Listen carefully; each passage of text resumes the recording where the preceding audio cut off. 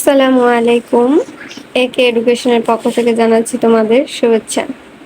বেফাকুল মাদ্রাসা বাংলাদেশ চতুর্থ শ্রেণীর ম্যাথ। আজকে আমরা করাবো প্রশ্নমালা ৮-এর ১ লঘিষ্ঠ আকারে প্রকাশ করো। অঙ্কটি দেখো, ১-এর কতে হচ্ছে ৮/৪। এই ৮ হচ্ছে হর, ৪ হচ্ছে লব। নিচে যেটা থাকে ওটাকে বলে হর, উপরে যেটা থাকে ওটাকে বলা হয় লব। এখন আমরা কাটাকাটি করব। লঘিষ্ঠ আকারে প্রকাশ করার কাটাকাটিটা দেখো, নিচে ৮, উপরে হচ্ছে ৪। তা আমরা কাটাকাটি করব কত, ২ ঘরের নামতা পড়ে ২ দিয়ে। যেমন ৪ দুগুণে ৮, ৪ ২ গুণে ৮ হচ্ছে কত, উপরে ১, নিচে হচ্ছে হর ২, উপরে লব হচ্ছে ১। এটাই হলো অ্যান্সার। কিভাবে হলো, ২ এর ঘরের নামতা করছি।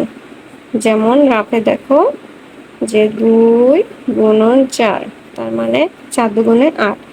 এই ৮ আছে এখানে, হর আছে ৮, আর এই হচ্ছে ৮ মিলে গেছে। লব হচ্ছে ৪ আর এটা হচ্ছে ৪, এই লব ৪ আর এটা ৪, নামতা ৪ মিলে গেছে। তাই বাকি পাইলাম কত আমরা, এই ২। এই ২ কোথায় লিখবো, হরের নিচে।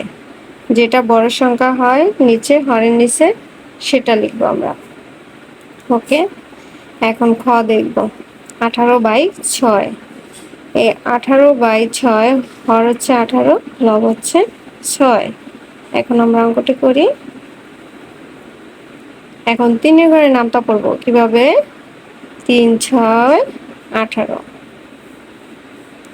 ৩ নিচে হচ্ছে কত ৩ আর উপরে ১।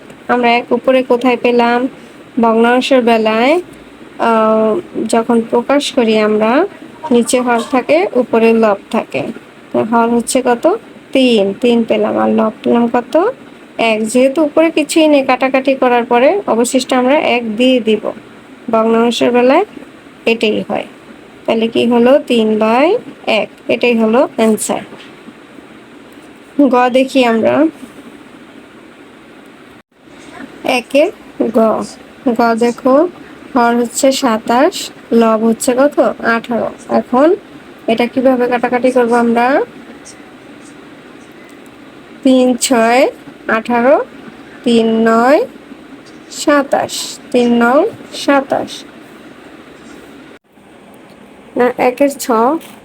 এবার দেখো, হর হচ্ছে ৬৬, লব হচ্ছে ৪৪। তাহলে আমরা কাটাকাটি করব কিভাবে, ২২ দুগুণে ৪৪ আর ৩৩ দুগুণে ৬৬, ৩৩ দুগুণে ৬৬।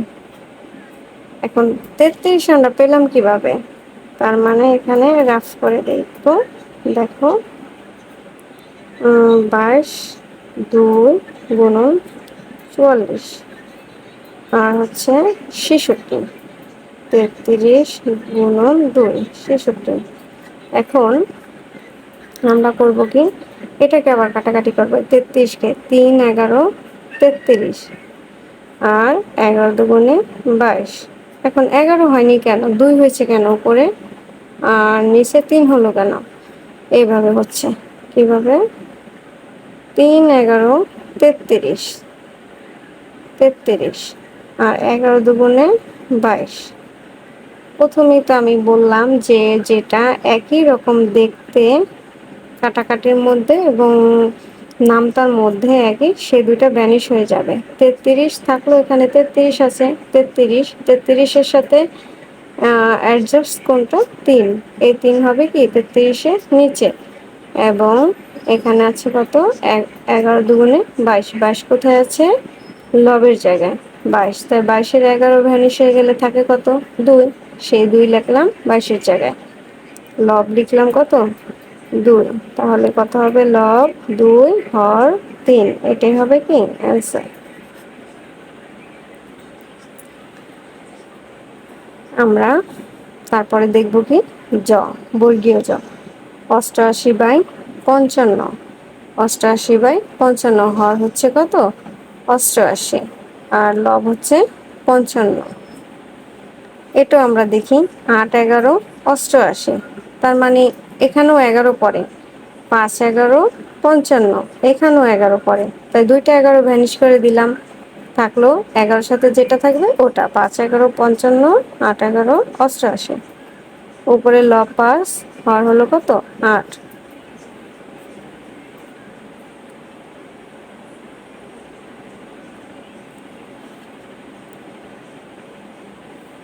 আমরা একের ঘ দেখব। লব হচ্ছে 22, হর হচ্ছে 24। এখন কাটাকাটি করব। কাটাকাটি কিভাবে করব? 11 দুগুণে 22, আর হচ্ছে 12 দুগুণে 24। এই যে আগেই বলেছি যে ঘরের নামটা পড়ব, মানে 11 দুগুণে 22, তার মানে 2। আর 12 দুগুণে 24, তার মানে এখানেও 2। যেটা পাশাপাশি মানে একই সেম দেখতে নামটা, সেই নামটা আমরা উঠিয়ে ফেলবো, মানে লিখবো না, ভ্যানিশ করে দেব। আর যেটা থাকবে বাদবাকি ভিন্ন ভিন্ন, সেটা আমরা লিখবো। যেমন 11 রয়েছে, 11 দুগুণে 22, 22 রয়েছে 11, এই 22 লবে লিখলাম 11 এবং 24 12, 12 দুগুণে 24, 12 লিখলাম নিচে। এখন থাকলো কত? উপরে লব 11 আর হচ্ছে হর 12, এটাই অ্যান্সার। 45 75। এখন